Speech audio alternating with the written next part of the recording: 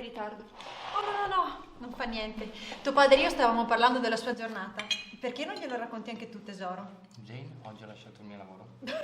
Poi ho detto al mio capo di andare a fare in culo e l'ho quasi ricattato per $60.000. Mi passi il sale, per favore?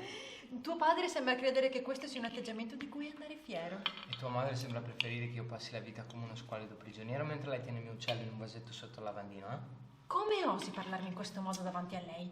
E mi meraviglio che tu possa essere così sprezzante lo stesso giorno in cui hai perso il lavoro. Perso? Non l'ho perso, non è mica. Oh, dove cazzo è andato? L'ho lasciato? Passami il sale, Sì, per favore. l'hai lasciato e ti ringrazio perché mi sottopone ad un'ulteriore pressione. Sarò la sola a portare il pane a casa. Ho un altro lavoro. Ah no, e non pensiamo a chi dovrà pagare il mutuo, no, sarà tutto in mano a Carol. Penserai tutto tu, Carol? Sì, certo, non ti pesa, no, non mi pesa, non ti pesa ogni responsabilità. Ma no, tuo marito decide che deve lasciare il lavoro e a te non dispiace. Qualcuno mi passa quegli asparagi del No, cazzo, per scusate, favore? questo non ci... Tu stai seduta.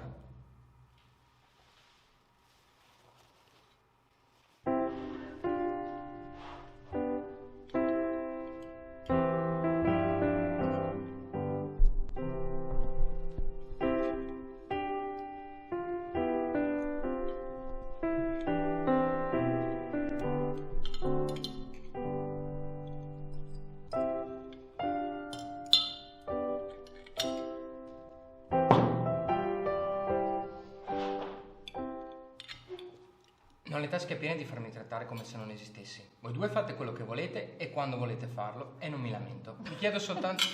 Tu non ti lamenti. Tu non ti lamenti. E questo che cos'è?